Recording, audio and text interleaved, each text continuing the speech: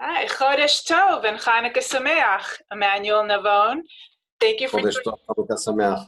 Thank you for joining us this morning on this auspicious day. And I'm delighted to have you here as you are an international relations expert and you teach in Tel Aviv University and IDC in Herzliya. You're a member of think tanks. You're a senior analyst on I-24 News. You appear everywhere, thinker, writer, a teacher, and so you are a wellspring of information and nuanced ideas, and you've written 4 books. Your latest, The Sword and the Scepter, I actually... The Star and the Scepter. Star and Scepter, I'm sorry. So many S's, alliteration, it's all in there. I was so excited, I couldn't get it fast enough, and when I knew that we were going to do this interview, I managed to get it on Kindle. I tried to devour as much of it last night as I can. I'm really enjoying it. I'm really loving it. And I think that this is you're a great guest to have to speak about this Parsha and the things that are going on throughout the lens of the central thesis of your book, The Star and the Scepter. Because I love how you discuss how diplomacy of Israel cannot be seen as people mistakenly say, the beginning of the creation, as you pointed out, of this state of Israel in 1948, which is erroneous. We have our beginning, our origins firmly implanted over 3,000 years ago in the Bible as given by God. And so I don't think you can really analyze and come to good policy without looking throughout all the history and seeing where we were successful and where we failed, and learn the abundant lessons that we have, that the wellspring of information that we can't, without looking at that, I don't think we will be successful. And so since you're the expert, it's great to have you here to discuss. And I wanted to begin by discussing our Parsha through the lens of the central thesis of your book. So if you can just explain why you called it The Star and the Scepter, and how that pertains to this week's Parsha, we can begin that way. Okay, well, thank you for having me, first of all. And as you said, this book does not start in 1948. When I decided to write a book on Israel's foreign policy, having taught this topic for many years at Tel Aviv University and the IDC in Herzliya, I came to realize that there was no book, no comprehensive book on Israel's foreign policy. And then when I started writing the book, I said to myself, yes, but the history of the Jewish people obviously does not start in 1948. So if you would write a book on the foreign policy of Russia or China, obviously you wouldn't start with the second half of the 20th century. And then I asked myself, so where to start from? And very ambitiously, I decided to start 3,000 years ago, which indeed is very ambitious, but I think it's necessary to have a wide historical perspective on the diplomatic history of Israel, not only the state of Israel, but the people of Israel, to look into the diplomacy of the ancient kingdoms of Israel and of Judah in ancient times, but also during the diaspora, how the Jewish leaders throughout the diaspora handled diplomatic relations with kings and with foreign leaders. So I claim that there was a Jewish foreign policy, even in the absence of Jewish sovereignty before the independence of Israel in the 20th century.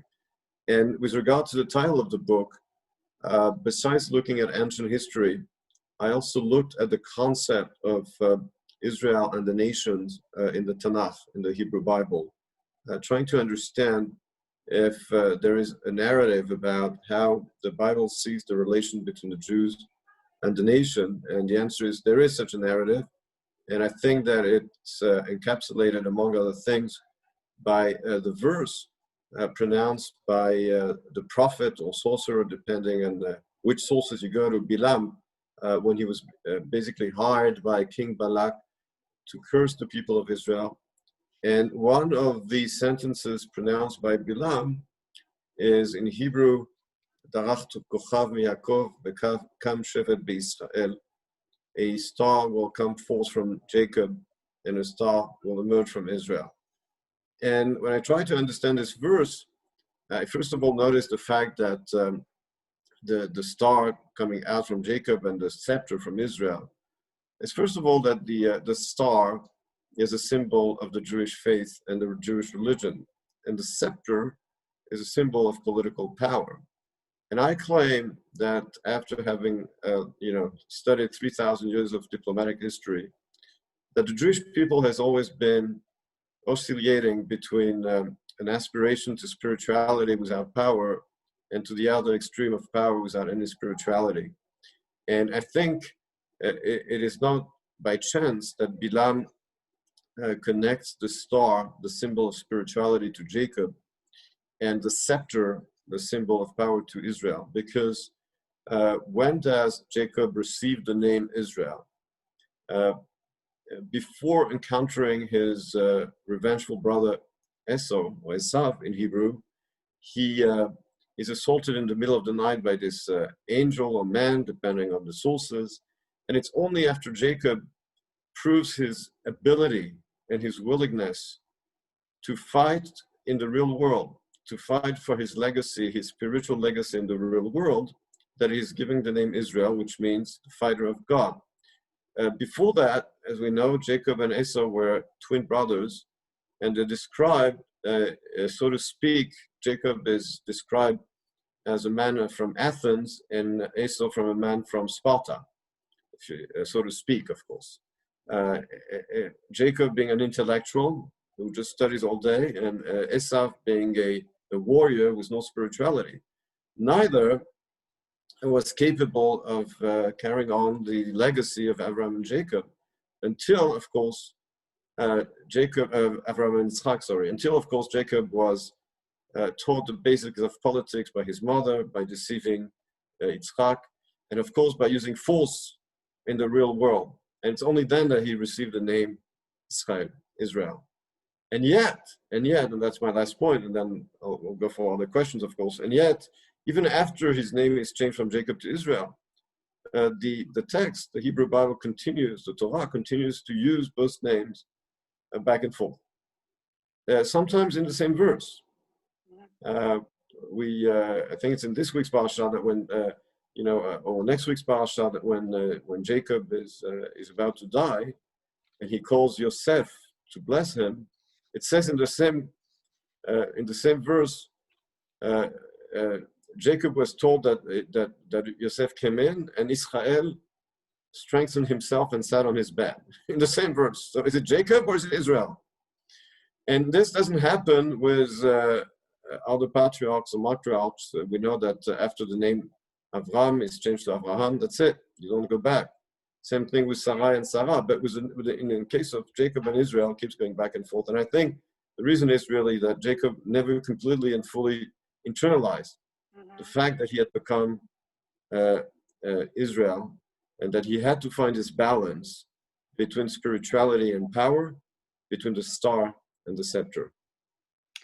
Right, interesting, because I was thinking about that also, and when Jacob had the encounter with the Ish, and he battled him all night long, he did come out injured. He did come out limping on the hip socket, which shows he's not firmly able to stand on 2 feet, where even though he's changed, he's given this new name to live up to be Yisrael, he hasn't fully been able to incorporate within his being. There's still a part of him that hasn't fully internalized that, and therefore he goes between still the identity of Yaakov, which if we look at why he was named Yaakov, he was holding on to the heels of Esau, which I look at that metaphorically in terms of the way we are sometimes with our galut mentality, where we hold on to the heels of the nations, trying to follow in their footsteps, thinking we'll be accepted somehow,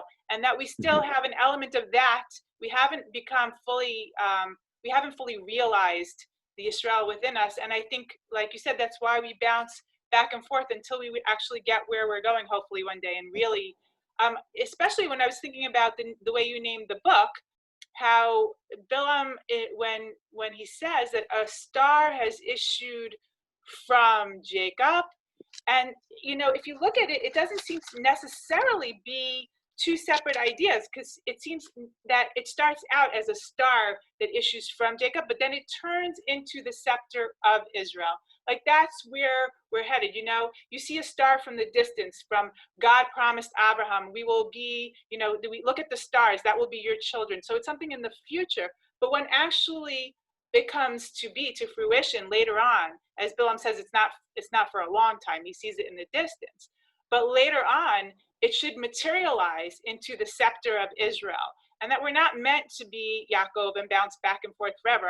Our ideal, our goal is to head towards becoming the nation of Israel. And I think the fact that, we're still engaging in all this diplomacy and have great difficulty is because we have not realized that yet.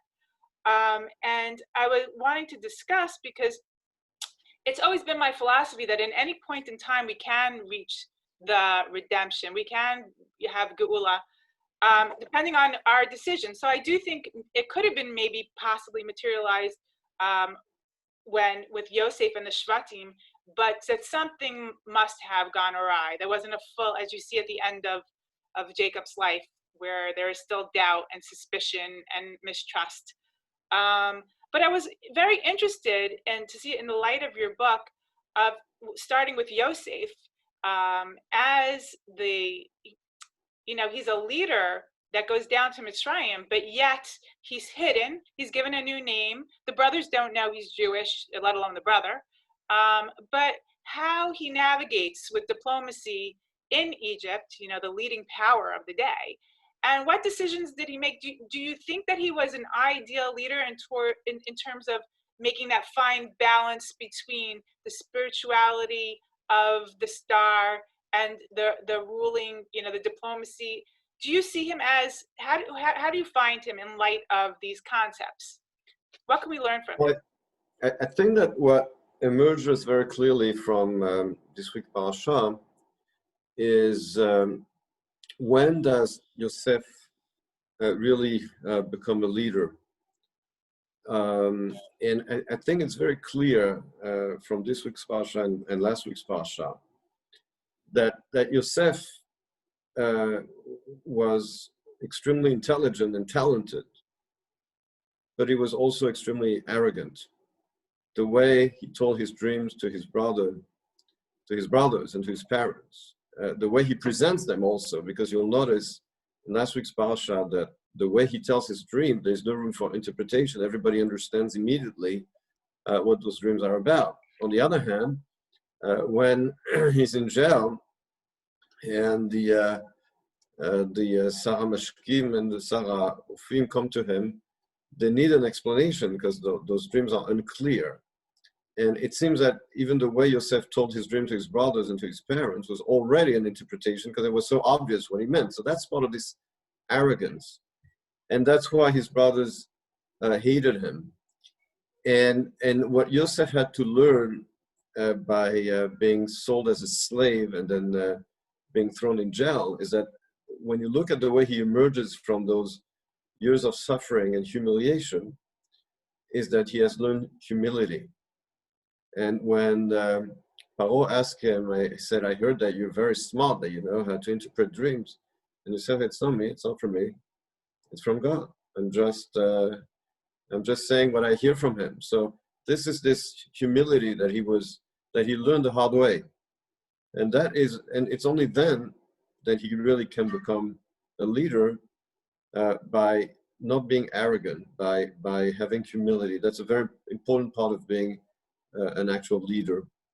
And same thing with his brothers. When is he able to reconcile with his brothers? Where they put the well-being of the father before the hatred for Yosef. And so we see that this ability to learn from suffering and to become a better person, in the case of Yosef, to start being arrogant and to learn humility, and in the case of his brothers, to put aside their hatred for Yosef and to put the well-being and the love of the father before the hatred of Yosef and the jealousy they had for Yosef. And I think that this is really how Joseph became a leader. But on the other hand, looking again at the issue of faith and power, Jews dealing with other nations. So Yosef has this elevator pitch with Paro, where within 5 minutes he becomes from being in jail to being prime minister. Probably the most successful elevator pitch in history, from jail attendant to prime minister. And yet, so immediately he supposedly has this huge power, right? He's the prime minister of the biggest power of the time. But when you look at the text, when Yaakov dies, and he makes Yosef swear that he will bury him in Eretz Israel, and he has to make him repeat twice to make sure that he got the point and he's actually swearing. And yet, when Yaakov dies, what do we see? How does Yosef approach Paro to ask him to implement his promise to his father? First of all, it takes him a while. And then he asks somebody to ask Paro. He doesn't talk to him directly anymore. He's no longer this all-powerful prime minister, obviously, because he needs to go through a third person to talk to Paro. And then he says, it's not because I want to do it, it's because my father made me swear, and I swore, and that's why I dare to ask you through a third person to allow me to do so. So obviously, during these years in Egypt, the Jews actually were powerless. Even though Yosef was a cool Jew, he had lost his power with time. And that is very clear from the way he addresses Paro and asks for his permission, but also from the fact that if you look at the years of the famine, obviously by the time Yosef and his brothers go back to the land of Israel to bury Yaakov, the famine was over. So why were they still in Mitzrayim? Why were they still in Egypt? They could have said, we're going back and we're going to Eretz Israel, we're not coming back because we don't need to be here anymore because the famine is over. But they were already slaves. They were already slaves to Egypt. Not only was Yosef, he had lost his direct access to the court, and he feared Paro, but he also feared even to say, well, we're not coming back. So they were already slaves. And so I think it's also something we see in this Parsha. It looks like, the Jews still have power because Yosef is a cool Jew, but they've lost power already. And of course, there are other examples throughout my book of other cool Jews, such as Esther and Daniel. And Daniel, by the way, also had a great talent in interpreting dreams.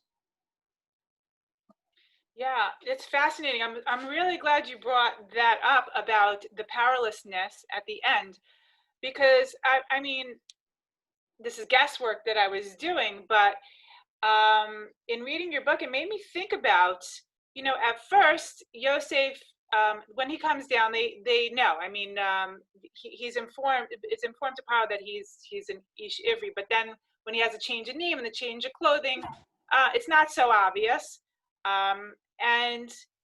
But then again, when Yosef's family comes down, there's no more hiding it. This is a Jew. This is an Ivri. Ivri, I wouldn't say Jew at that point, but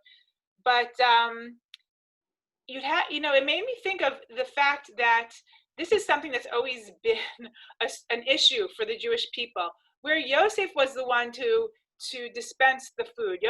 They were all in poverty, and at the end they all had to sell everything, and the Jew was in control, and the Jew was doling out the food, and it makes you even think about there's a reason why there's all these like the theory, when you already get back down in history to the elders of Zion and all the conspiracy theories, that they're based on something. I mean, they're lies and their hatred, and if you really look at the way things went down, this was to no fault of Yosef. He was just trying to help, which a lot of times the Jewish people, out of, we're charitable people, we're taught that way by nature. We try to help, we see a problem, we want to fix it, we try to use ingenuity, but then we get the blame for it. and that all this hatred that's coming, that eventually comes to, when we start Shemot, where we see it more obviously, that there's a hatred and a need to subjugate the Jews, that, it stems from, unfortunately, it stems from Yosef and everything that he did for Mitzrayim, and that they're not grateful, and then it's turned around. But I see this as very problematic, and I wonder how you see if there is any option when someone is dealing in another country and being helpful. Is there any way around things being turned around or being seen as the villain when you're indeed just trying to help? Or is this just part of our lot in the galut? Like, how do you see that? Well, first of all, I think today, in 2020, there's a very obvious answer to anti-Semites who claim that the Jews run the world and rule their own country. And the answer is like, are you kidding? We can't even run our own country. I mean, look at Israel today. We've had 3 elections in a year and a half. We're having a false election. So how can we run your country when we can't even run ours?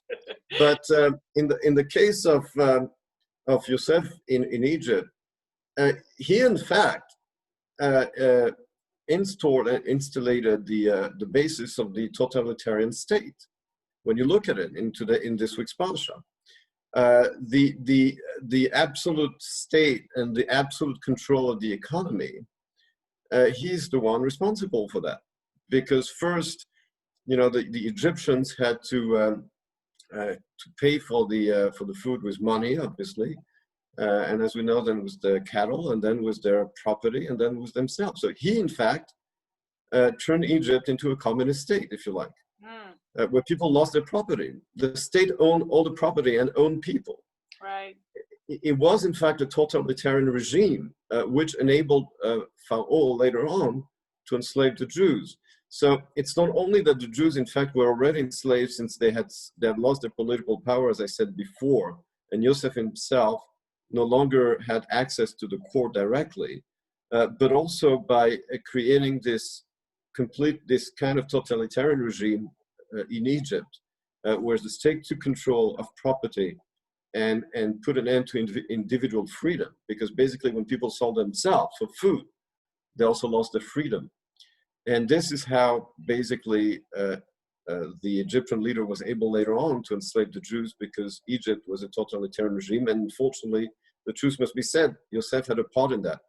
And I think this, in a way, of course, this hatred for the Jews and how they help and they come up with all those ideas to help other countries, but then when things don't work out, they're blamed for everything. It's also something that I mentioned in my book, during the war, during the 30 Years' War in Europe in the 17th century, and a lot of Jews helped the different princes of Europe to finance their armies by mortgaging lands.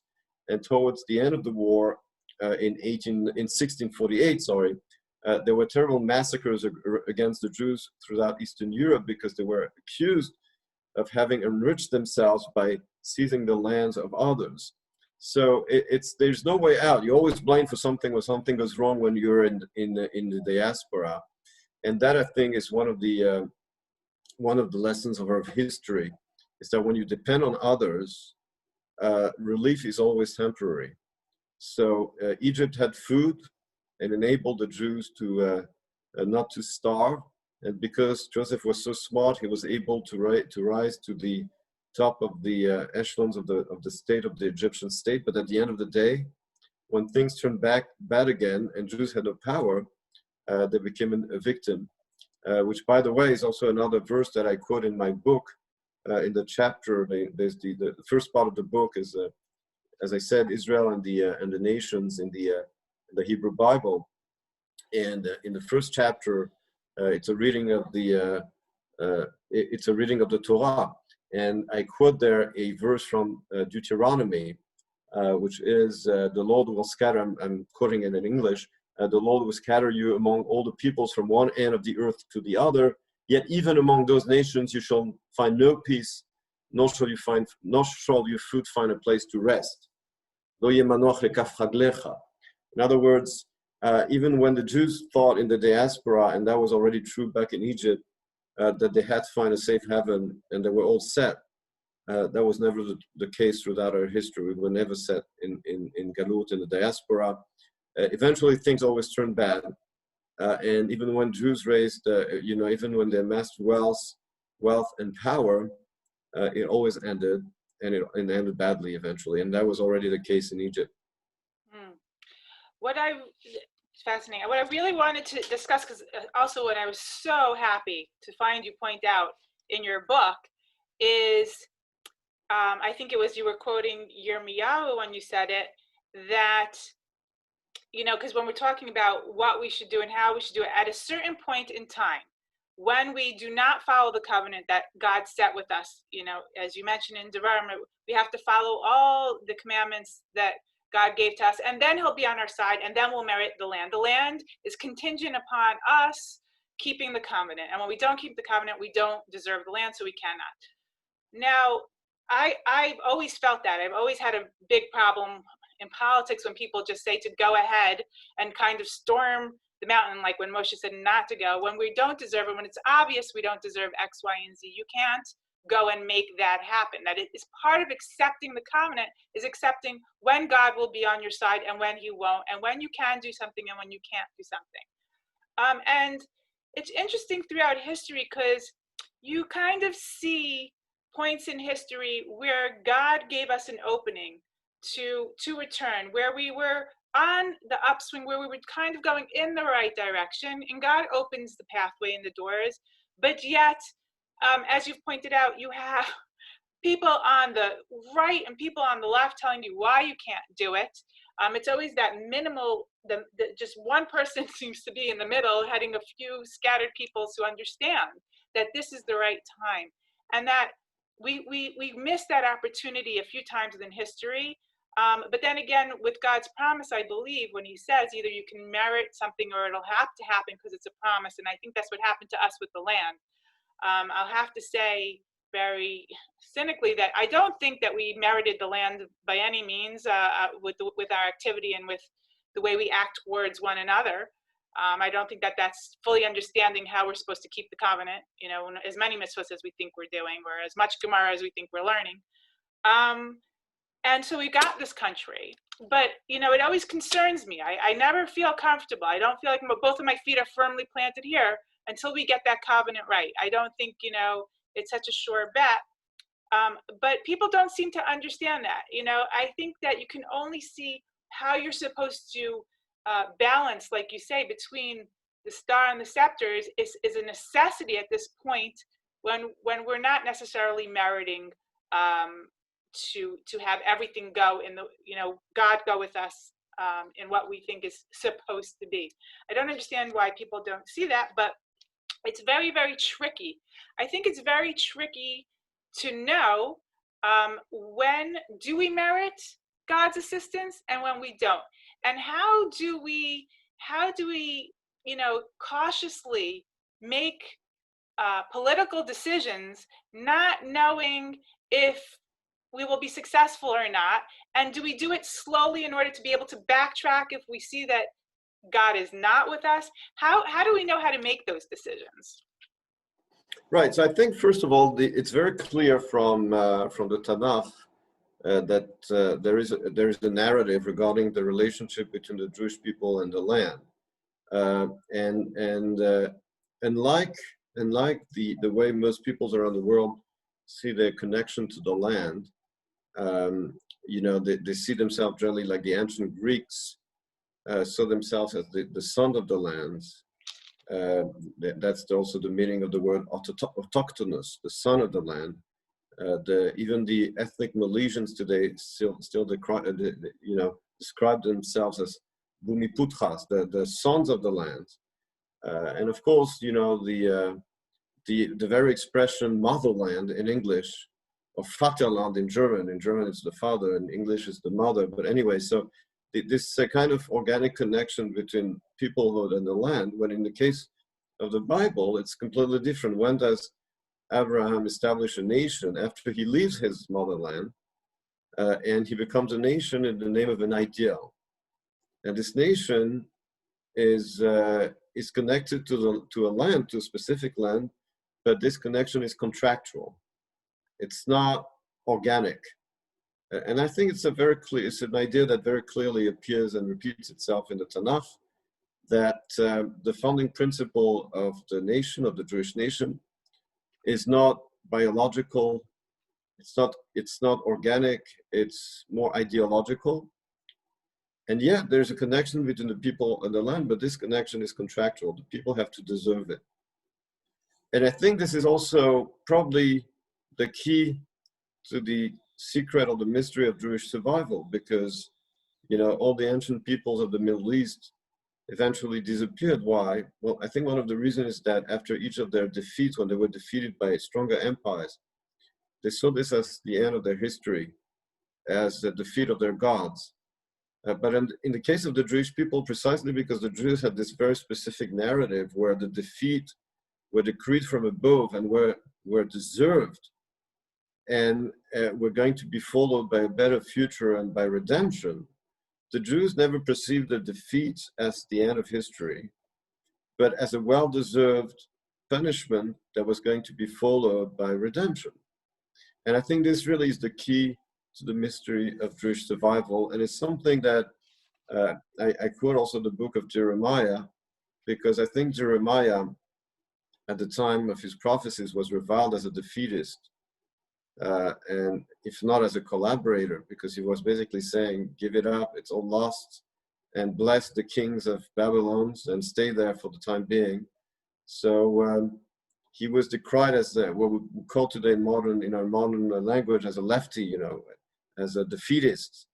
But then what Jeremiah was saying is that, you know, right now we don't deserve our sovereignty, and therefore there's no point fighting for it. Because, you know, accepting reality, and that's, I think, it's probably what saw the conceptual revolution in Jeremiah, where he says basically bowing to reality is in fact an act of faith. And I think this is one of the interesting chidushim of Jeremiah. And of course, the 1 million question that you ask is, when do you know when you're safe and when you're not, in terms of sticking to your guns or going to reality? And I think this is what makes a great statesman, is to have this touch, to have this feeling. Many Jewish leaders throughout our history had it. Many didn't have it. I think in modern time, Ben-Gurion definitely had this special touch, this strong connection to Jewish history, and this ability to feel when you're safe and when you should compromise with reality and when you shouldn't. I think this is really, of course, something, it's really the $1 million question. When do you, I mean, finding this delicate balance between political realism and faithfulness to your faith, to your history, to your tradition, however you want to call it. And I think that's why it was important for me to look how this played out throughout 3,000 years of diplomatic history, to try and draw lessons from that history. Two things. It's interesting when you mentioned with Yirmiyahu and accepting the punishment as it is, that really connected to this week's Parsha also, because you see Yehuda say two times when they're in prison, they understand that this is a punishment for what they have done, and Yehuda says it again at the end of the Parsha, you know, and it's so moving to me at the end when he accepts this punishment, and he starts to say the words that we say in the Yomim Noraim, you know, Ma Nomar, Ma Nitztaf, and you can feel this repentance starting to burn within him, and that's, of course, for us a turnaround, and that's where we get the new beginnings. Hopefully, is when we feel contrite, when we feel, we know, we recognize what we've done, we recognize God's in charge of everything, and I mean, I think that people don't like, and I think what you were touching upon, you can correct me if I'm wrong, but a good leader and understanding and knowing when that is and being in tune with that is I think is not getting so attached with whatever your agenda is or whatever you pre-decided is the right thing, but to live in faith in the moment, trying really hard to flesh out what's truth, what does God want, what's right for the people, what works universally and what makes sense in the big picture with God, with the people, with the world. And if you don't have that holistic approach, trying to tap in, and this is what I call prayer, not necessarily prayer, the Shemona Esrei, but a deep sense of prayer and connecting with God, then I feel God helps those leaders. You see Ben Gurion and his impassioned speeches connecting in the moment. They're not something you get a sense that he wrote this down 2 weeks ago. You can feel the truth of it in the moment. And I think that connecting on a faithful level of trying to be in the moment of truth, not a preconceived idea, is really what I think does make a leader great, and this few and far between. But it's a difficult thing, and I think that resonates with people, and people are able to see that in a really good leader. Unfortunately, the leaders that we've had in many countries, not to mention anything specific, have veered from that. But I'm hoping for sort of a grassroots redemption. Hopefully that something like that can happen. I just wanted to mention, since your name is Emmanuel Navon, and we see that Yosef, when he's telling Paro what to do, he says to pick a man who's an ish chacham v'navon, and then Paro says there's no man like Yosef, a chacham v'navon, and this is part of why I really love your book, and I love watching your interviews, and I feel like you have a sense of this tapping into what's the truth, not looking to necessarily push something, but what works in the bigger picture, and that's the only way to be successful. And that you definitely have that part of Navon. I really would love to see someone like you as the prime minister. That would make me very happy. But thank you. Yeah, I'm not running though. My name is Emmanuel Yosef in Hebrew, but I'm not running. Whoa! Oh my gosh! Knock me down, because. And of course, Emmanuel, as you know, means God is with us. We spoke about Israel, the fighter of God. Yeah. It's in the book of Yeshayahu. Now you tell me. I have a discussion with my husband all the time. When good people like you, who can flesh out what might be the best, or at least try your best to do so. When good people like that, and we're afraid of going into politics because politics corrupt, then what do we do? Because if we can't get people to want to go in that arena who are the kind of people we need, what's the source of hope? Well, I think actually Yosef did provide an answer to this question when he was in fact more of an advisor. I mean, he was really an advisor. He didn't actually go himself into politics, even though he obviously had a top job, but he really, his job was that of an advisor. Once the moment he gave this very powerful interpretation of Paro's dream, and it was obvious to all that he got it. So immediately he was given this influence. He was an influencer. And I think that, it's important to know, some people, I mean, we do need politicians because we need everything. We need generals, we need rabbis, we need teachers, we need politicians. Some people are cut off for it and some are not. And I think each of us has to know whether or not they're cut off for politics or not. And of course, there are other ways to influence outside of the political system itself by advising. I have news for you, members of Knesset are not very influential, actually. They all have to toe the party line. Some ministers are influential.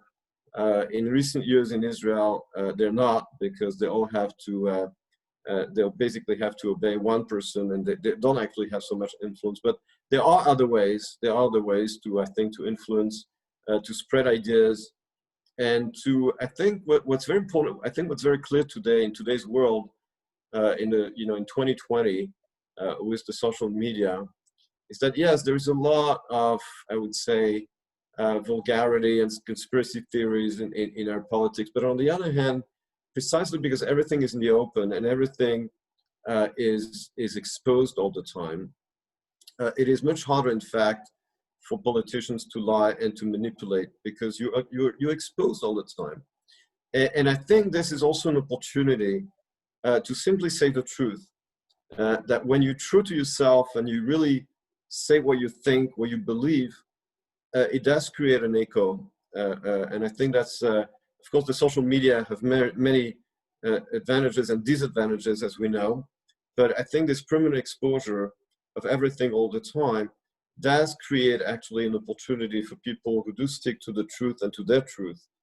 And I think gives us also an opportunity to influence, to advise, and not necessarily to go into the business itself of politics, which from experience, you know, when people tell me, it's such a shame, you should do it, you should go for it, my answer to them is always, well, why don't you try it and then come back to me with this advice again. Right, right. You know, a lot of truth in what you say. And, you know, I mean, unfortunately, my thought process is that we get the leaders we deserve. I mean, why do we put up with leaders when we know if we see corruption and all sorts of things? I don't understand, you know, how we can vote that in. And I don't know. But so I do think that you're right. As we can see, that the advisors have great power. So I guess we just got to hope for more of those.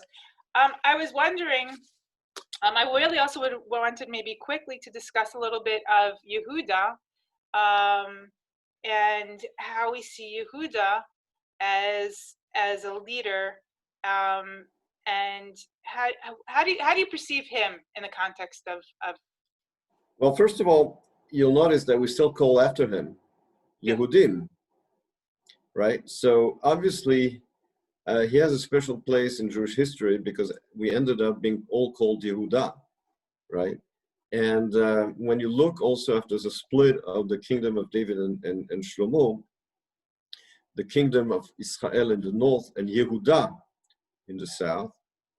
And here also the Tanakh is very clear about the fact, if you look in the books of Kings, that generally speaking, the kingdom of Judah, of Yehuda, was much more faithful to Jewish faith and tradition than the kingdom of Israel. And the kingdom of Judah in the south was preserved much longer from foreign conquest than the northern kingdom of Israel, whose kings and leaders were much more into idolatry and reviving and not keeping the tradition and the Sinai covenant.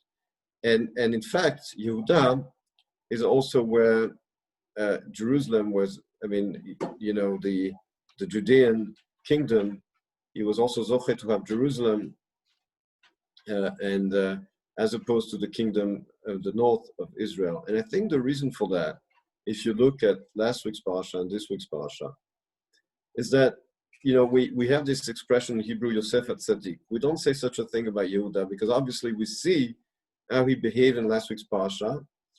He did go to a prostitute, and he did not honor his commitment to his daughter-in-law to give her his third son, which is why she had no other choice but to deceive him, Tamar. But at the end of the day, what made his greatness? There are a few things. First of all, he was, I think, a man of compromise. He realized that when his brothers decided to kill Yosef, I mean, true, Reuven is the one who says, "Don't kill him. Let's throw him in the pit." But Yehuda is the one who comes up with a realistic solution, saying, "Well, with a compromise, instead of killing him, just sell him." And that appeals to his brothers because they say, you know what, we'll make money out of it. And at the end of the day, this is what saved Yosef's life, is being sold to the Egyptians. And then, of course, what makes his greatness also is when he's faced with Tamar and he says, Tzadkamim, and he admits his mistake. He says, she's right. This greatness of admitting I was wrong and she was right. And then, of course, being the the one deciding to face Yosef, not knowing that it's his brother, thinking he's talking to the viceroy of Egypt. And yet he amasses a huge amount of courage and spine and says, no, he will not stay him. And this is what you said. He's showing courage, saying, this is not going to happen because you committed to one thing. And you know what? Take me as a slave. And I think that, what the Torah is showing us is that he was not this big tzaddik, okay? He did this and that. But at the end of the day, the bottom line is that he saved Yosef's life by coming up with this creative idea. He admitted his mistake. He admitted it was wrong, and he admitted that Tamar was right. And when it came to the danger of his father dying from sadness if Benjamin would stay in Egypt, he gathered courage and he spoke to the most powerful man in front of him and said, no, this is not going to happen. And I think that really that makes his greatness also, and probably that's why we still call Yehuda. It was not the ideal leader, it was perfect midot, right? But he had the bottom line of, as I said, admitting when you're wrong, not compromising when there's nothing to compromise about, saying, no, Binyamin is not going to stay there, and I will be your slave in needs be. And as I said, saying about Tamar, she was right and I was wrong. And I think that's what made his greatness, admitting your mistakes and knowing when not to compromise and when to say no, even to people who are more powerful than you. Very interesting. I really, a lot of the focus in my mind's eye now that I'm thinking about the kingdoms and how you mentioned that Yehuda's last longer. And I always think of everything in terms of, the beginning, the strength of the beginning point is how long something will endure. And you think of Yehuda and the arevut he made with Binyamin for the sake of his father. That's why Yaakov listened to the plea of Yehuda as opposed to Reuven. Reuven was thinking as me versus you, and he didn't understand that the father cared just as much about his sons as he did. Yehuda had that picture. He understood more of the family. When he made the plea, it was, we will go, we will return, it was all we, as opposed to Reuven, I will and you can. He didn't understand the bigger picture of the family and that Yaakov wanted them to be connected. And if he didn't understand that, Yaakov was like, that's not happening. But when Yehuda was able to show that he understood how important the family was as a unit by using that terminology of the we, and by making that arevut with Binyamin for the sake of the father, is what gave them such that strong bond of faithfulness to that which is important to the father. I think that also, a lot of times you look at religion, people say, sometimes I've heard this theory, I don't know if you've heard of it, that if you want to see if somebody believes in God, look at their relationship with their father. That people will, oh, my internet is unstable. Do you hear me? Can you still hear me? Uh-oh. Yeah, your connection has been a bit unstable, but now I hear you. Okay, so I think it's all interconnected, and they had a strong understanding, and that's also maybe, that something that makes something last for a longer time is the basis in which it began. But I wanted to go in the conclusion of this, because I know that the hour is almost up. And part of the reason why I love your book so much is because I do think that as you point out, that we're trying to get to the end, where we can be Israel, where we can be one and whole. And when you talk about that battle of Yaakov with the Ish, and I think that whether you see it as it happening in reality or metaphorical or whatever it might be, it doesn't matter. The end results is still that we have to reach that Yisrael, and that it's the only way to be successful, even in the outer world, is to have that full inner knowledge of who we really are, of who we are supposed to be. And once we are complete in that, whole in that, then everything else will fall into place. Because if we understand really who we are, our purpose, follow God's will, if we can do that as a nation, I think everything else, God will help the pieces fall into place. And we're trying really hard to get there. And the fact that we're meeting now on Rosh Chodesh, a day of new beginnings, and Chanukah with the light and the Rosh Chodesh tables, all of this I feel holds with it a lot of promise for a new beginning and to go in that direction. If we just seize onto it, if we understand it, and we try hard to get there. So I was hoping that you can give us words of encouragement or how to start walking that path and going in the right direction so we can see only blessing and goodness in the future.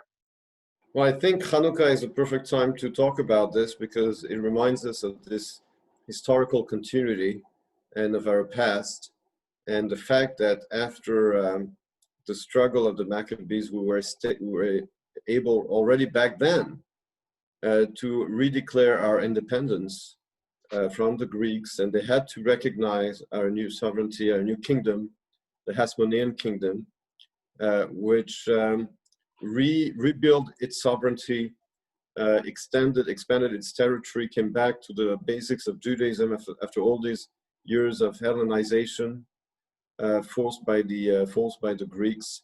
And this happens 2,500 years ago.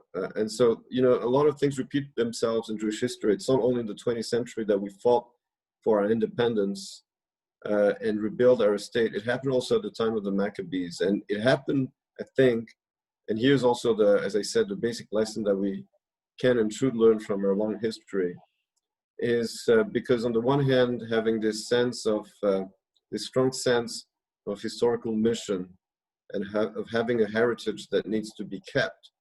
And on the other hand, this ability to fight for it in the real world, and knowing when you can fight the Maccabees. I think the fight of the Maccabees, they had a very clear strategy, a military strategy, and a very clear assessment of our strength versus the strengths of the Greeks.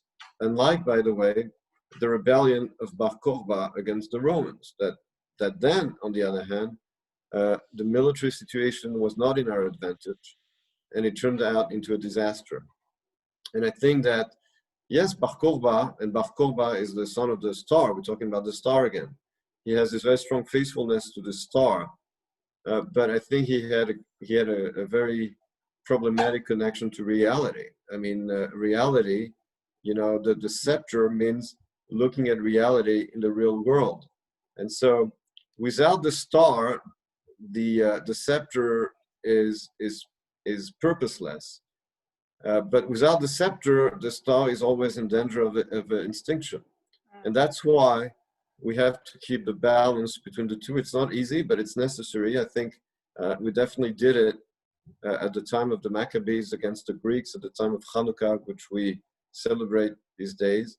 And I think this is the lesson we have to carry from our long history and try to apply today to find this balance, to always be faithful to our history, to our historical mission and our heritage on the one hand, but to know how to apply it and fight for it in the real world.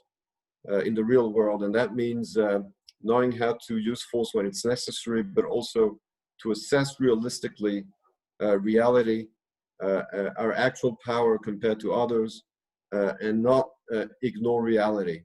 And I think that if we keep this lesson alive, if we draw this lesson from a long history, so hopefully Israel will continue to be successful, like in the time of the Maccabees.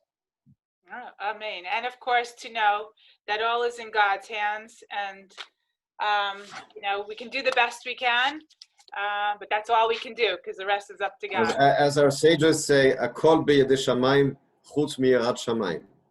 And colds, I hear. Right?